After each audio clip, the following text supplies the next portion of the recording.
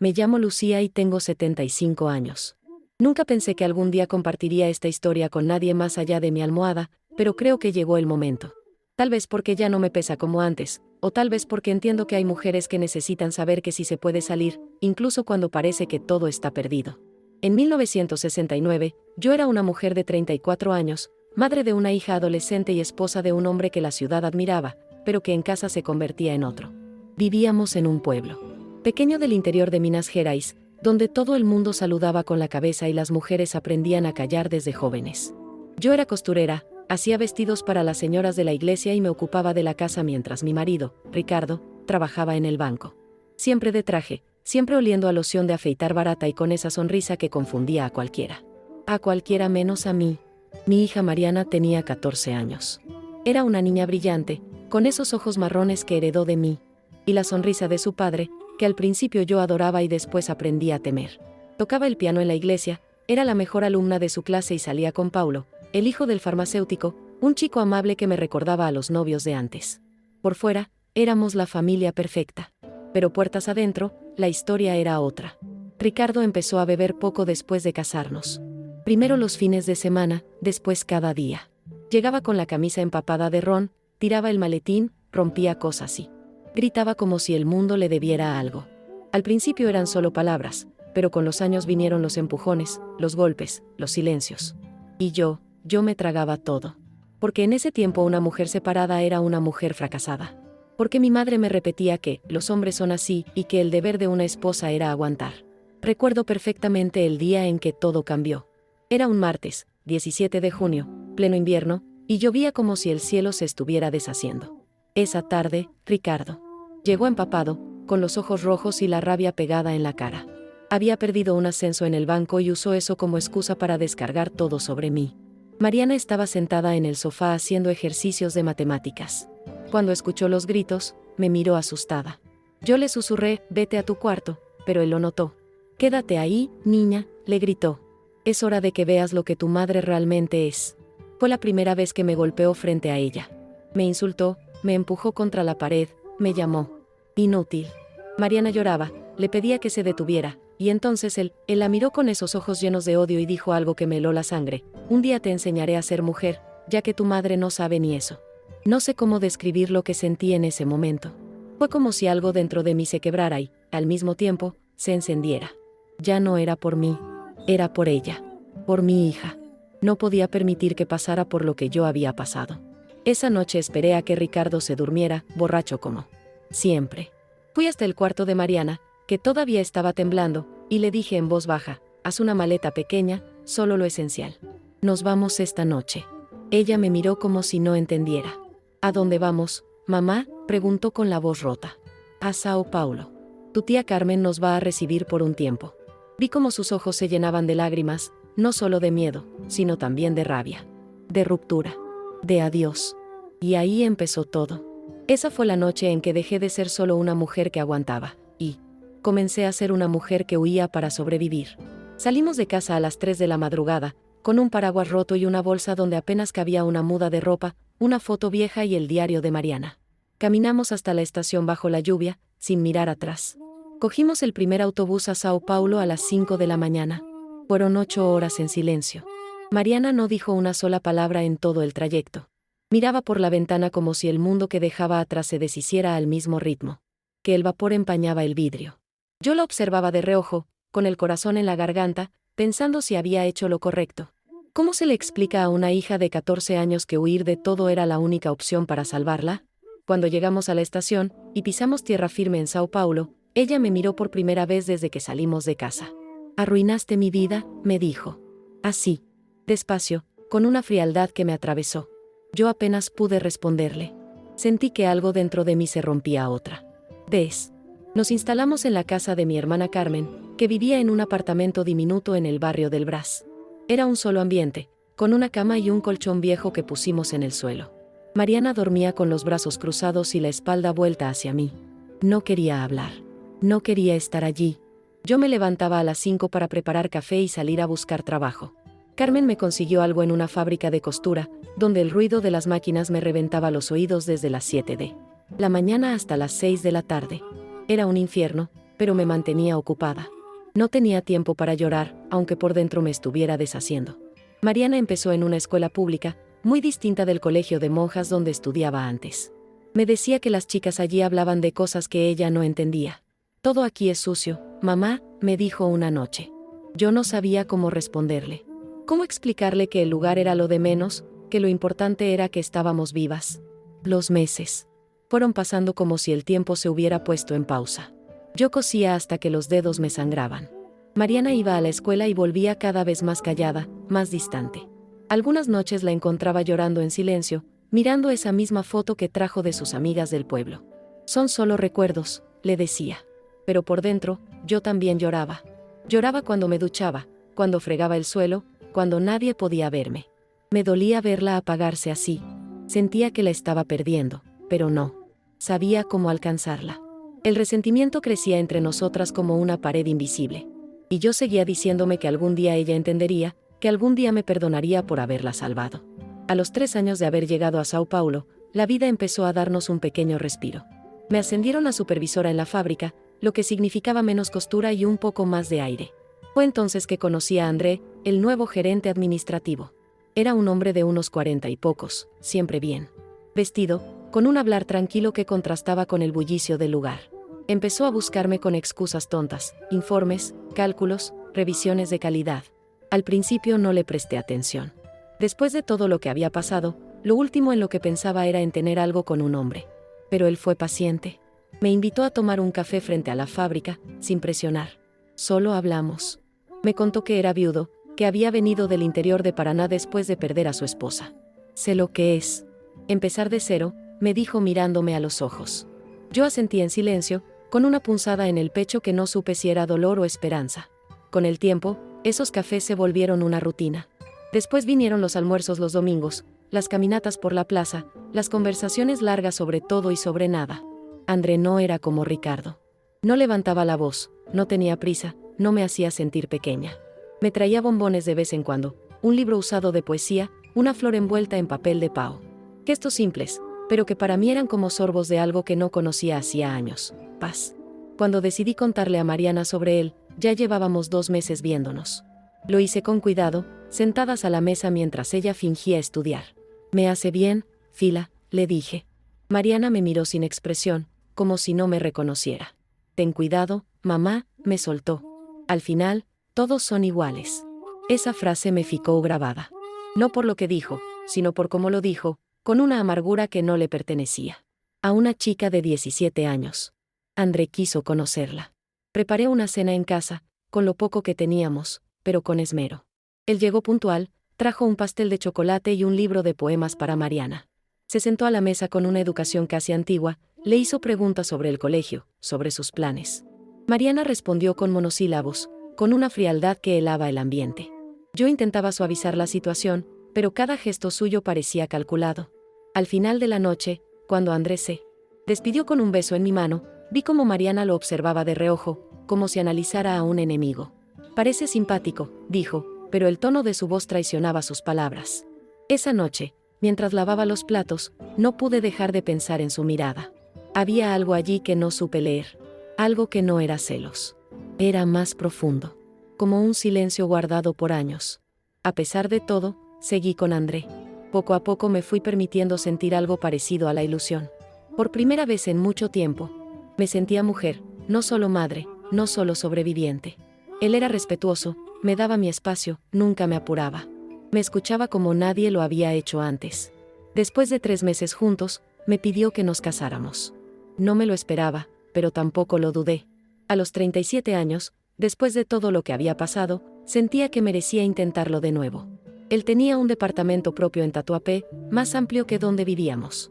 Mariana tendría su cuarto, yo tendría una cocina de verdad, y pensé, de forma ingenua, que quizás, por fin, podríamos ser una familia. Cuando le conté a Mariana, le mostré el anillo sencillo que me había dado. Ella lo miró fijamente, y luego me miró a mí. «Una familia de verdad», dijo con una sonrisa que no le llegó a los ojos. Y yo, en mi ceguera de esperanza, no quise ver la sombra que había en su voz. Después de eso, algo cambió en Mariana. Empezó a mostrarse más interesada en André. Llegaba antes del trabajo, le ofrecía café, le preguntaba por su día. Yo, inocente, pensé que por fin lo estaba aceptando, que había entendido que él no era su padre. Una tarde, mientras paseábamos por la plaza, le dije a André, creo que ella está empezando a verte con otros ojos. Él me apretó la mano y sonrió. Es natural, Lucía. Es tu hija. Solo está cuidando de ti. Pero había algo en su tono que me dejó inquieta. No sé si fue la forma en que dijo, solo, o el gesto que hizo después, como quien quiere cambiar de tema. Aún así, lo dejé pasar. Quería creer que todo estaba bien. Quería creer que el pasado no se iba a repetir. Pero la vida, cuando no se enfrenta, vuelve con otra cara. Y yo no lo vi venir. Faltaban 2 semanas para la boda. Íbamos a hacer algo simple en el registro civil, seguido de un almuerzo con unos pocos amigos. Mariana, para mi sorpresa, se ofreció a ayudar con los preparativos. Se mostraba participativa, hacía preguntas, hasta me propuso ideas para decorar la mesa. Una tarde, me pidió hablar a solas. Quiero darte una sorpresa el día de la boda, mamá, me dijo con una dulzura que no veía en ella desde que era niña. Pero necesito que salgas un rato, que me dejes organizar algo. Yo, ingenua, pensé que quizás estaba planeando tocar alguna canción, o que había juntado dinero para comprarme algo especial. Así que salí. Fui al centro, a la tienda de telas donde una excompañera me había guardado un pedazo de encaje blanco. Quería usarlo para hacerme yo misma un vestido sencillo, pero con dignidad. Me sentía emocionada, nerviosa, hasta ilusionada. Qué irónico. Volví antes de lo previsto porque el cielo se había puesto negro de repente, presagio de una tormenta de esas que solo Sao Paulo sabe soltar. Corrí las últimas cuadras con la tela envuelta bajo la blusa, protegiéndola como si fuera un tesoro. Al entrar en casa, la lluvia ahogaba mis pasos. Todo estaba en silencio, salvo por unas risas ahogadas que venían del pequeño baño del fondo. Me detuve. Reconocí la voz grave de André diciendo algo en tono bajo, y después, la risa de Mariana. No esa risa alegre de antes, sino una contenida, madura, íntima. Mi cuerpo supo antes que mi mente. Esa sensación de náusea que sube de golpe, el corazón desbocado, el sudor frío en la espalda. Dejé caer la bolsa con la tela. El golpe hizo ruido. Entonces escuché movimientos apresurados. Y en segundos, la puerta del baño se abrió. Y allí estaban, André con la camisa desabrochada, el pelo revuelto, Mariana con el maquillaje corrido y los tirantes del vestido cayéndosele por los hombros. No grité. No lloré. Solo sentí como algo dentro de mí moría. Definitivamente. Mariana abrió la boca para decir algo, pero al ver mi cara, se quedó en silencio. Yo no tenía lágrimas. No tenía gritos. Solo una frialdad que me sorprendió a mí misma. Miré a los dos, uno y otro, sin moverme. ¿Cuánto tiempo hace?, pregunté. Mi voz no tembló. Ellos se miraron entre sí, buscando una respuesta. André intentó balbucear algo, que no era lo que parecía, que había sido un error. Levanté la mano. Lo interrumpí. No te pregunté eso. Te pregunté cuánto tiempo hace. Mariana dio un paso adelante. Tenía los ojos fijos en los míos. 2 semanas, dijo. Desde que le pedí hablar con él a solas. Había un brillo extraño en sus ojos, no de culpa, sino de triunfo. André quiso acercarse, pero lo detuve con una mirada. Entonces Mariana soltó lo que nunca voy a olvidar: ahora sabes lo que es perder todo de golpe. Lo mismo que yo sentí cuando me arrancaste de mi vida, cuando me obligaste a irnos de Minas como si mi mundo no importara. Fue ahí que entendí. No era amor. No era pasión. Era venganza. Una venganza calculada, silenciosa, fría. Cada gesto amable, cada palabra dulce de las últimas semanas, todo había sido parte de un plan. Mariana no quería quedarse con André. Quería herirme. Y lo logró. Sentí un dolor tan profundo que ni siquiera llorar me aliviaba. Pero también sentí otra cosa: dignidad. Volví a encontrar la fuerza que me hizo huir con ella años atrás. Recoge tus cosas, le dije. Tienes 15 minutos para salir de esta casa. Ella frunció el ceño, sorprendida. Creo que esperaba una escena, un colapso, una súplica. Pero yo no era esa mujer. Querías actuar como adulta, Mariana. Entonces ahora carga con las consecuencias como una. Me giré hacia André. ¿Y tú? Mañana quiero los papeles del divorcio. Y no quiero volver a ver tu cara nunca más. Ninguno de los dos dijo nada. El silencio fue lo único que quedó entre nosotros. Y fue más fuerte que cualquier grito. Mariana empacó en silencio. Metió algunas mudas de ropa en una bolsa vieja, sin mirar para atrás. Antes de salir, se detuvo en la puerta. Me miró como si todavía esperara que yo cediera, que me quebrara.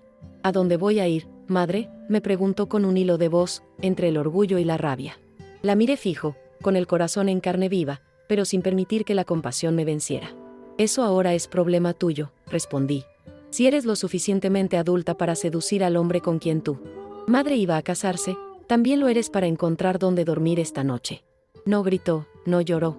Cerró la puerta y desapareció bajo la lluvia. André intentó seguirla. Decía que no podía dejarla sola, que tenía que hablar con ella, que todo había sido un error. Me paré frente a la puerta y le bloqueé el paso. Si cruzas esta puerta detrás de ella, no vuelvas nunca más. Me miró como un hombre derrotado. Dudó por un segundo. Luego se puso la chaqueta y se fue. Me quedé sola en ese cuarto, con las paredes tan calladas que el goteo de la lluvia sonaba como tambores en mis oídos. El conjunto de lencería que había preparado para la noche de boda seguía tirado en el suelo. Me senté en la cama. No sabía si eran minutos u horas lo que habían pasado. No podía llorar. Era como si mi cuerpo ya no supiera cómo. Cuando por fin las lágrimas vinieron, fue como una represa que se rompe. Lloré por mí, por Mariana, por la vida que habíamos perdido, por la ilusión que me permití sentir. Lloré hasta que me quedé sin aire. Pero esa noche también tomé una decisión. Dos, en realidad. La primera, buscar un abogado. No solo para divorciarme, sino para denunciar a André. Mariana aún tenía 17 años. Lo que él hizo no era solo una traición. Era un crimen. La segunda decisión fue más dolorosa, cortar el vínculo con mi hija. No por odio, sino porque entendí que ella había cruzado una línea de la que no se regresa. Al día siguiente fui a la fábrica y pedí hablar con el jefe de personal. Le conté lo que había pasado, sin adornos. También fui a la comisaría. Hice la denuncia formal. André fue despedido pocos días después, y la justicia le impuso una pena leve, pero suficiente para destruir su reputación. Mariana no quiso declarar. Se escondió. A través de una excompañera suya supe que había conseguido trabajo como vendedora en una tienda del centro y alquilado una habitación cerca de la estación. No quise buscarla. No me sentía fuerte para eso. No después de todo lo que había pasado. Pero también sabía, en el fondo, que había heredado de mí más de lo que ella admitía.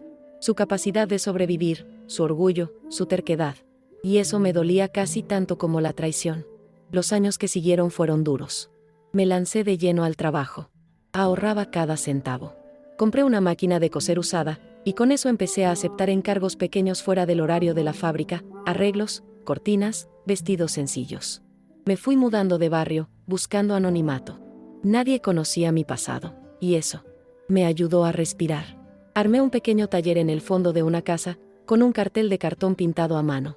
Era poco, pero era mío. Aprendí a convivir con el silencio de Mariana. A dejar de esperar cartas, llamadas, señales. Pero había fechas que me rasgaban por dentro: su cumpleaños, Navidad, el Día de las Madres. A veces preparaba una torta como si ella fuera a aparecer. A veces compraba un regalo y lo guardaba en una gaveta que ya estaba llena de ausencias. Nadie me hizo tanto daño como ella. Y, sin embargo, seguía siendo mi hija. Así pasaron 10 años. 10 años en los que reconstruí mi vida sola, un retazo a la vez, como quien remienda una tela rota que aún tiene valor. Mi taller creció poco a poco. Contraté una ayudante, después otra. Me hice conocida en el barrio como la costurera que no falla, la que entregaba en fecha, que cobraba justo, que cosía con el corazón. Me mantenía ocupada para no pensar. Pero algunas noches todavía soñaba con Mariana. Soñaba que era niña otra. ¿Ves? Que venía corriendo a mis brazos, que nada de lo que pasó había pasado. Me despertaba con los ojos mojados y la garganta cerrada. Una parte de mí nunca dejó de esperarla, aunque la otra aprendió a seguir sin ella. Y fue justamente un día como aquel, gris, lluvioso, pesado, cuando la vida volvió a darme un golpe que no esperaba. O tal vez, esta vez, no fue un golpe. Fue otra cosa. Era septiembre de 1982. Llovía como si el cielo se estuviera derrumbando. Yo estaba sola en el taller, ya cerrado, ordenando retazos de tela cuando alguien golpeó la puerta. Pensé en no abrir. A esa hora y con ese clima, normalmente eran vendedores, o algún vecino despistado. Pero los golpes no paraban. Eran insistentes. Cuando abrí, sentí que el tiempo se congelaba. Mariana estaba ahí. 10 años mayor, empapada, con el cabello pegado al rostro, abrazando a un bebé envuelto en un abrigo viejo. No dijo nada. Yo tampoco. Nos miramos como si hubiéramos envejecido en un solo segundo. El bebé empezó a llorar, un llanto débil, con hambre y fiebre. Fue ese sonido el que me hizo reaccionar. Me hice a un lado. Pasa, le dije. Mariana entró como quien pisa una mina. Miró todo como si no lo creyera. ¿Lo lograste?, murmuró. Y supe que no se refería al taller. Se refería a mí. A sobrevivir. Sus ojos estaban cansados, mucho más de lo que deberían estar a los 27 años. El abrigo que envolvía al bebé chorreaba agua, y en la cara de Mariana había algo que reconocí de inmediato: miedo. Pero no el miedo de una hija que vuelve a casa. Era el miedo de una mujer golpeada. Tenía un hematoma viejo al borde del ojo, el labio disimulado con lápiz labial y los hombros encogidos como si esperara que alguien le gritara o le pegara en cualquier momento. No me dijo nada más. Solo me extendió el bebé, temblando. No come desde ayer, me susurró. No tengo leche. No tengo nada. Le tomé la niña con cuidado. Era una nena, pequeña, con fiebre y los ojitos hinchados. Ve a darte un baño caliente, le indiqué. Hay toallas limpias en el baño de arriba. Mariana dudó, pero fue. Mientras tanto, busqué un biberón que tenía guardado para emergencias y calenté un poco de leche. Sostener esa bebé en los brazos fue como volver atrás en el tiempo. Era como volver a cuando Mariana era una recién nacida, cuando yo también tenía miedo y no sabía qué hacer. Me senté en el sofá, la envolví con una manta limpia, y le canté la misma canción que le cantaba a su madre. La nena se calmó enseguida, como si me reconociera. Cuando Mariana volvió del baño, vestida con una camisola vieja mía, se quedó de pie, mirándonos en silencio. Le serví un plato de sopa. ¿Cómo se llama?, le pregunté. Mariana se sentó despacio. Luía, me dijo, bajando la mirada. Luía Lucía. Y en ese instante, todo el dolor que cargaba se mezcló con algo más fuerte: el amor. Mi nombre, en esa niña, era la prueba de que no me había borrado del todo. Que, a pesar de todo, en algún rincón de su memoria, todavía quedaba un pedazo de mí. Y ese pedazo ahora respiraba. Lloraba. Temblaba de fiebre entre mis brazos. Y yo sabía que no la dejaría ir nunca más. Mariana comió en silencio. Masticaba despacio, como si no supiera si tenía derecho a estar sentada allí. La miraba entre la cuchara y la nena dormida en el sofá, sin saber si decir algo o seguir fingiendo que el pasado no existía. Cuando terminó, dejó la cuchara en el plato con cuidado, como si no quisiera hacer ruido. Me miró a los ojos por fin. Tenía los suyos llenos de lágrimas, pero no lloraba. Mamá, ahora lo entiendo, me dijo. Solo eso. 3 palabras. Pero en su voz cabían 10 años de distancia, de dolor, de silencio. Se le quebró la voz al repetirlo. Ahora entiendo por qué hiciste lo que hiciste. Por qué me sacaste de allá. Por qué nunca volviste. Y entonces sí lloró. Lloró como una niña. Como si por fin se permitiera ser hija otra vez. Me acerqué despacio y le toqué la mano. Fue como cerrar un círculo que llevaba años abierto, sangrando. Nos sentamos juntas en el piso, como si el sofá no bastara. La bebé dormía, y la tormenta afuera era apenas un susurro comparado con lo que pasaba adentro. Mariana me contó todo. Cómo sobrevivió sola, los trabajos que consiguió, los estudios que abandonó, los días en los que comía pan con agua porque no alcanzaba.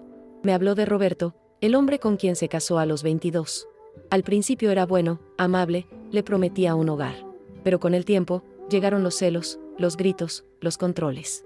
La primera vez que me pegó fue porque le dije que quería volver a estudiar, me dijo, llevándose la mano a la cara como si aún doliera. Y le creí cuando juró que no lo haría más.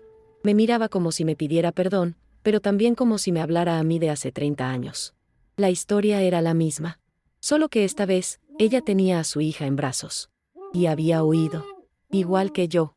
Solo que ahora, yo estaba aquí para recibirla. Y eso lo cambiaba todo. Me contó que había esperado a que Roberto se durmiera. ¿Qué? Metió unos documentos y un pañal en una bolsa, envolvió a la bebé como pudo y salió en medio de la lluvia sin saber a dónde ir. Caminó por horas. Sin rumbo. Sin pensar. Solo con el instinto de proteger a su hija. Mis pies me trajeron hasta acá, me dijo. Tenía guardada tu dirección, recortada de un anuncio del diario. Nunca me atreví a entrar. Pero la miraba, de lejos, solo para saber que estabas bien. Esa frase me desgarró. La imaginé, parada frente al taller, espiando desde la vereda. Mientras yo seguía mi vida sin saber que ella todavía rondaba. Esa noche, dormimos juntas por primera vez en más de 10 años. Mariana y la bebé en mi cama, yo en un colchón en el suelo. No pegué un ojo. Me quedé escuchando la respiración de las dos, como si temiera que se desvanecieran al cerrar los ojos.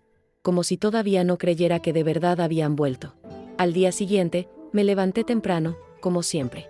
Mariana dormía profundamente, con el cuerpo encogido y el rostro más sereno. Preparé café y un poco de leche para Luía, que ya se había despertado con esos ojitos brillantes.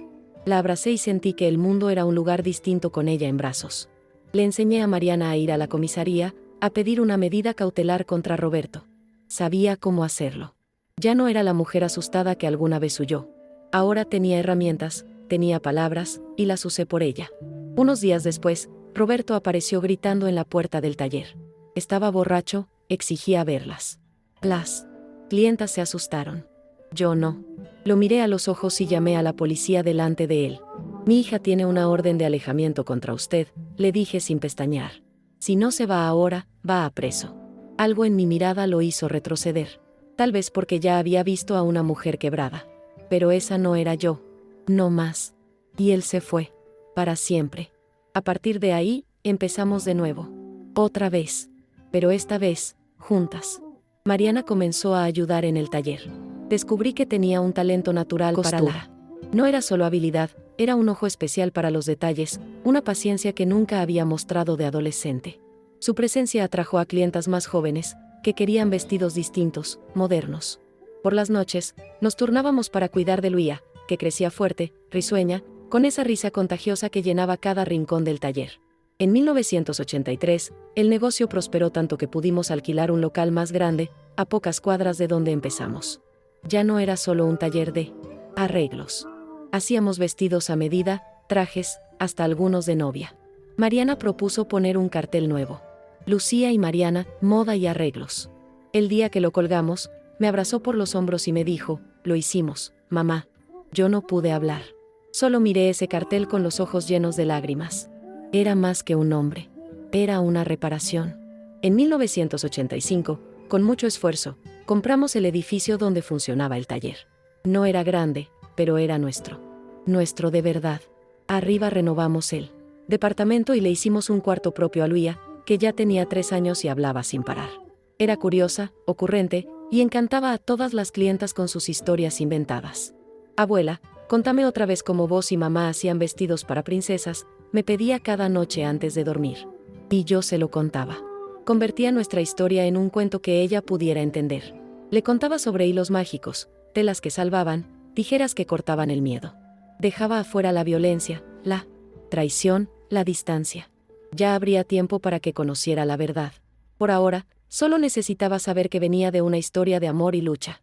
Y esa historia seguía abordándose, día tras día, entre máquinas de coser y abrazos al atardecer. Un día, mientras reorganizábamos el depósito del taller, Mariana encontró una caja antigua en el fondo de un armario. Dentro, cuidadosamente envuelto, estaba el pedazo de encaje blanco que había comprado el día que descubrí la traición. Se lo mostré con las manos temblando. ¿Guardaste esto todo este tiempo?, me preguntó con la tela entre los dedos, como si tocara algo sagrado. Guardé muchas cosas, le respondí. No hablaba solo del encaje.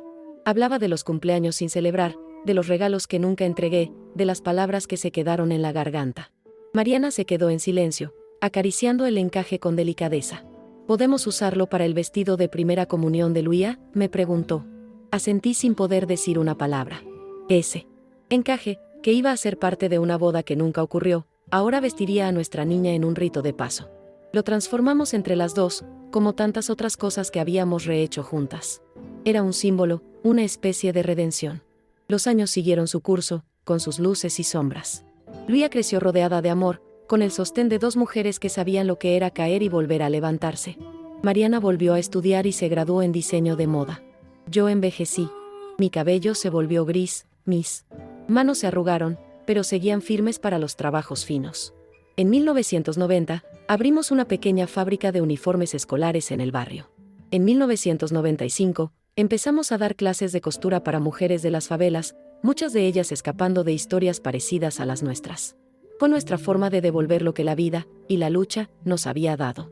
Mariana solía decirle a las alumnas, cada mujer que aprende a coser es una mujer que puede decir que no, una mujer que puede sostenerse. Una mujer que puede empezar otra vez. Y mientras la oía hablar así, veía en sus ojos mi reflejo. No solo por la sangre, por el fuego, por la voluntad, por la reconstrucción. Yo prefería quedarme detrás, entre las telas, organizando pedidos, revisando costuras, haciendo números. Pero a veces, cuando veía a alguna alumna con la mirada perdida o los hombros caídos, Mariana me pedía: mamá, contale tu historia. Y entonces me sentaba frente a ellas y hablaba, sin adornos. Les contaba lo que era esconderlos moretones, lo que era dormir sin cerrar los ojos, lo que era tener miedo hasta de respirar. Les decía la verdad, sin dramatismo, pero con el peso de haberlo vivido. Va a doler, les decía. Te va a doler más de lo que imaginas. Va a haber días en los que vas a querer volver atrás, fingir que nada pasó. Pero si seguís, aunque sea un pasito cada vez, un día te vas a mirar al espejo y no vas a reconocer a esa mujer rota que fuiste. Ellas escuchaban en silencio, y algunas lloraban. Yo también. Porque al hablar, también sanaba. Porque cada vez que decía mi historia, un pedacito de mí se volvía más fuerte. En 2005, el proyecto que habíamos bautizado como Recomienzo ya había pasado de boca en boca. Más de 100 mujeres habían aprendido a coser con nosotras. Algunas se iban apenas aprendían lo básico, otras se quedaban, se hacían parte del equipo, traían ideas nuevas, fuerza joven. Fue una de esas mujeres, Carmen, no mi hermana, sino una joven madre del Nordeste que había escapado con sus 3 hijos, quien me dijo una tarde: doña Lucía, ¿y si graba su historia, y si no la deja perder? Al principio, me pareció absurdo. ¿Quién querría oír a una vieja costurera contando penas? Pero Luía, que ya era abogada y tenía el mundo digital en la punta de los dedos, me insistió. Abuela, contá tu historia. Hay muchas mujeres que la necesitan. Me resistí durante meses. Hasta que una noche, Mariana me miró y me dijo: ¿y si salvas a alguien que está donde vos estuviste, no valdría la pena? No dije nada. Pero esa noche no dormí. Y a la mañana siguiente, dije que sí. En 2007 grabamos el primer video en la trastienda del taller. Luía acomodó una cámara prestada sobre una pila de cajas. Mariana me peinó, me dio un vaso de agua y me dijo: solo habla con el corazón. Me temblaban tanto las manos que casi lo derramo. Al principio no me salía la voz. Tenía 1000 cosas para decir y ninguna me salía por la boca. Pero cerré los ojos, respiré hondo, y empecé por el principio. Conté la noche que me fui con Mariana bajo la lluvia, los años en Sao Paulo, la traición, la soledad, y el día en que mi hija volvió. Conté todo, con pausas, con verdad, con el peso que tiene cada palabra cuando sale de un lugar real. Cuando terminé, vi que Mariana lloraba sentada en un rincón. Luía también tenía los ojos brillosos detrás de la cámara. Y yo sentí algo que no esperaba. Ligereza. Como si me hubiera sacado de encima una piedra que llevaba décadas cargando. Subimos ese video a YouTube, sin muchas expectativas. No se hizo viral, no explotó. Pero los comentarios que empezaron a llegar me dejaron sin palabras. Estoy en un refugio viendo esto con mis hijos. Gracias por mostrar que hay un después. Esa frase, hay un después, quedó grabada en mí. Era justo lo que quería decir, aunque no lo supiera. Que después del miedo, del dolor, del abandono, existe otra cosa. Un después. A veces más difícil, más lento, más solitario. Pero real. Seguimos grabando más videos, de a poco. Cada uno. Con una parte de mi historia, o de la de Mariana, o de las mujeres que pasaban por Recomienzo. Nunca fuimos famosas, pero empezamos a formar una comunidad chiquita, íntima, fuerte. Mujeres de todo el país compartían sus vivencias. Y muchas decían: escucharlas me dio el valor de salir. Yo leía cada mensaje como si fuera una carta de una hermana. Y entendí, por fin, que todo lo que viví tenía sentido. Porque había alguien del otro lado escuchando. Y eso bastaba. En 2010, me invitaron a dar una charla en un evento de una organización que trabajaba con mujeres víctimas de violencia. Cuando leí el correo, me reí sola. ¿Yo, hablar en un auditorio, delante de abogadas, psicólogas, gente importante? Mariana me dijo: por eso mismo, mamá. Porque vos no sos ninguna experta. Sos una mujer que pasó por todo eso y sobrevivió. Eso es lo que ellas necesitan oír. Dudé hasta el último minuto. Pero acepté. Esa noche, temblando como una hoja, subí al escenario. Las manos me sudaban. Las notas que había escrito estaban arrugadas de tanto apretarlas. Cuando agarré el micrófono, solo dije: no soy una experta. No tengo títulos. Solo tengo mi historia. Y si le sirve a una sola persona acá adentro, ya valió la pena. Y hablé. 1 hora entera. Del miedo que te hace dudar hasta de tu sombra. De la vergüenza que te encierra. De la culpa que no es tuya pero te la comes igual. Pero también de la fuerza. De la dignidad. de lo que viene cuando ya no tenés nada, y aún así te levantas. Cuando terminé, hubo un silencio tan grande que me asusté. Pensé que había dicho algo mal, que nadie me había entendido. Pero de a poco, una mujer se paró. Después otra. Y otra. Hasta que todo el auditorio estaba de pie, aplaudiendo. No por mí, por lo que representábamos, por todo lo que habíamos callado, por lo que habíamos sobrevivido. Esa charla me abrió puertas que ni sabía que existían. Me invitaron a escuelas, centros comunitarios, ferias de mujeres, incluso a una conferencia internacional sobre derechos humanos. Yo, una costurera de barrio, con el pelo ya blanco y las manos marcadas de agujas, parada frente a micrófonos contando cómo un día decidí agarrar a mi hija y salir bajo la lluvia. Y cómo, con cada puntada, cada retazo, cada día sin rendirse, construimos algo nuevo. Algo nuestro. Algo vivo. Porque sobrevivir no es solo estar viva. Es hacer algo con eso. Algo que valga la pena. En 2015, para mi cumpleaños número 80, Mariana y Luía me organizaron una fiesta sorpresa en el taller. Yo pensaba que iba a ser un día más de trabajo, con algo de torta y café al final, pero cuando llegué, encontré el lugar decorado con flores, fotos y recuerdos de toda una vida. Habían impreso imágenes mías de joven, de cuando estaba con Mariana de niña, del primer cartel del taller, de las alumnas que habían pasado por recomienzo. En el centro había un pastel enorme, y al lado, un libro con tapa azul de tela, mi color preferido. Cuando lo abrí, me di cuenta de que era una recopilación de cartas. Cartas escritas por mujeres de todo el país. Algunas habían visto nuestros videos, otras habían estado en nuestras clases, otras habían llegado hasta nosotras por una amiga. Todas decían lo mismo, con diferentes palabras: tu historia me salvó. Leí muchas de esas cartas con lágrimas en los ojos. Una decía: estaba a punto de volver con mi marido maltratador cuando vi tu video. Hoy tengo mi propio salón de belleza. Mis hijas están a salvo. Gracias. Otra: soy trabajadora social. Paso tus videos en todos los grupos de apoyo. Tu forma de hablar llega más que cualquier manual. Había historias de mujeres del interior, de capitales, de pueblos que ni sabía nombrar. Mujeres que encontraron un espejo en mi voz, que entendieron que no estaban solas. Miré a Mariana, ahora con el pelo salpicado de canas, y a Luía, ya abogada, madre de 2 niños que corrían por el taller. Miré a las mujeres que trabajaban con nosotras desde hacía más de 10 años. Y después miré esas fotos colgadas en la pared, como puntadas de una historia que habíamos cosido con dolor, con amor, con tiempo. Y me pregunté, ¿cómo llegamos hasta acá?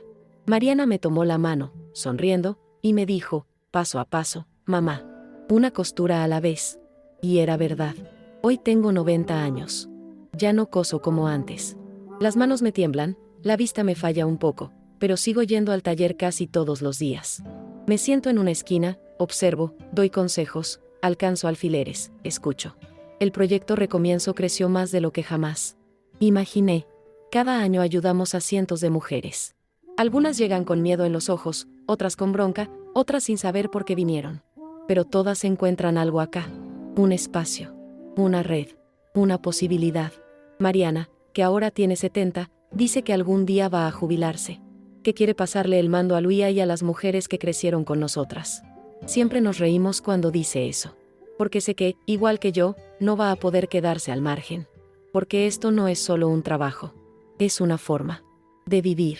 Cuando repaso mi vida, no la veo como una línea recta. La veo como un tapiz. Uno hecho de hilos rotos, de costuras desparejas, de remiendos visibles. Pero también de belleza, de firmeza, de color. A veces pienso en aquella noche de 1969, con la lluvia cayendo y Mariana dormida en mi regazo en un colectivo rumbo a lo desconocido. A veces en 1972, cuando sentí que mi mundo se quebraba al abrir una puerta. O en 1982, cuando la misma hija que me rompió el alma volvió, con otra vida en brazos. Todo eso forma parte de mí. Pero lo más importante, lo que me sostiene hoy, no es el dolor. Es lo que construimos después. Porque sí, fuimos heridas. Pero no destruidas. Nos remendamos.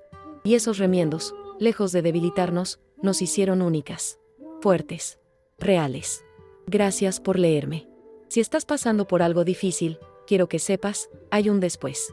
Y aunque no lo veas ahora, un día vas a mirar atrás y darte cuenta de todo lo que fuiste capaz de tejer con tus propias manos. Después de aquella fiesta sorpresa, algo cambió en mí. Ya no era solo la mujer que había sobrevivido, que había reconstruido su vida. Empecé a sentir que también era una mujer que podía sostener a otras. Que podía acompañar de verdad, sin cargar el mundo en la espalda, pero ofreciendo un hombro firme. Algunas de las mujeres que pasaban por Recomienzo empezaron a quedarse no solo por necesidad, sino por deseo. Querían formar parte, querían enseñar también. Y eso nos llevó a abrir un segundo espacio, más pequeño, en otro barrio.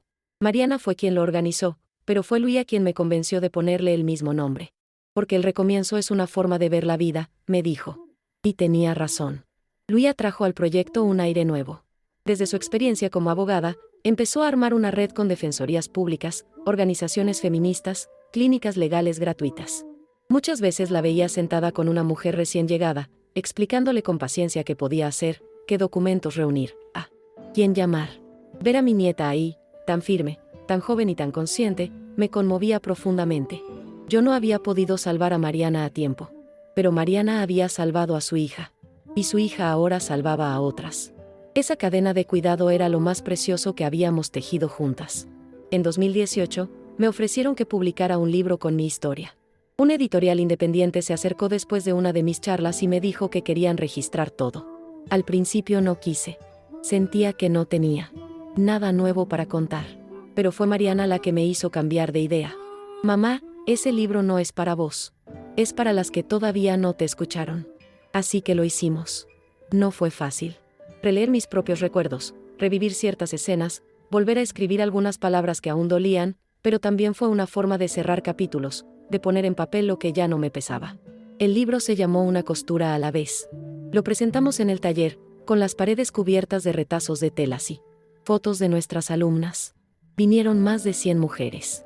Algunas viajaron desde lejos solo para darme un abrazo. Una me dijo, vos me diste valor para dejar al padre de mis hijos. Hoy duermo en paz. Otra me trajo una bufanda tejida por ella misma. Me enseñaron a sostener la aguja, pero también a sostenerme a mí. Aquella noche no dormí. Me senté sola en la cocina, con una taza de té entre las manos, y entendí que ya no tenía miedo. Ni de hablar, ni de recordar, ni de seguir adelante. Pero no. Todo fue alegría. En 2019 perdimos a Carmen, mi hermana, la que nos había recibido en Sao Paulo cuando todo comenzó. Fue un golpe duro. Ella fue el primer refugio que tuvimos. La que, sin juzgar, nos abrió su puerta. En su velorio, Mariana me apretó la mano con fuerza. Sin ella, nada de esto hubiera sido posible, me susurró. Y era cierto. Hay personas que no aparecen en los libros, pero sin las cuales las historias no existirían. Desde ese día, decidimos poner su nombre a una de las salas del taller. Sala Carmen. Para que nunca se olvide. En 2020, con la pandemia, tuvimos que cerrar temporalmente. Fue un momento difícil. Muchas mujeres quedaron aisladas, algunas volvieron a situaciones peligrosas. Pero también fue un tiempo para pensar, para adaptarnos. Luía organizó clases online, envíos de kits de costura, sesiones virtuales de apoyo. Yo no entendía nada de tecnología, pero me dejaba guiar. Mariana me grababa dando pequeños consejos, como arreglar un cierre o hacer una costura. Invisible. Esos videos llegaron a lugares que nunca imaginamos. A veces recibíamos mensajes desde el interior del país, de mujeres que decían, vi su video, aprendí sola y hoy vendo lo que hago. Era una nueva forma de estar presentes. Volvimos a abrir en 2021 con más fuerza. Renovamos las máquinas, pintamos las paredes, colgamos nuevas frases inspiradoras escritas por las alumnas. Una decía, donde hubo dolor, ahora hay tramas. Otra, cada puntada es una decisión. Y entre todas, una que elegí. Yo, el silencio no nos protege. Porque aprendí que lo que más nos daña no siempre es lo que vivimos, sino lo que callamos. Y yo callé mucho tiempo. Demasiado. Hoy no me callo más. Hoy uso mi voz como quien usa hilo fuerte. Para coser. Para unir. Para resistir. A veces, mientras descanso en mi rincón del taller, cierro los ojos y escucho el ruido de las máquinas, las risas suaves, las conversaciones cruzadas. Me acuerdo del sonido de los gritos en mi antigua casa, del miedo que me comía por dentro. Y me doy cuenta de que construimos otro sonido. Uno que no asusta, que no hiere. Uno que sostiene. Y me emociono. No por nostalgia, sino por gratitud. Porque, a pesar de todo, tuvimos un después. Uno lleno de sentido. Ahora que el tiempo se me acorta, no le tengo miedo a la muerte. Le tendría más miedo a haber pasado por esta vida sin haber hecho algo con lo que me pasó. Pero no fue así. Cosí historias, hilvané afectos, bordé mi voz en cada mujer que pasó por aquí. Y sé que cuando ya no esté, recomienzo seguirá. Porque no depende solo de mí, depende de todas. Y eso es lo más bello de todo. Que mi historia ya no es solo mía,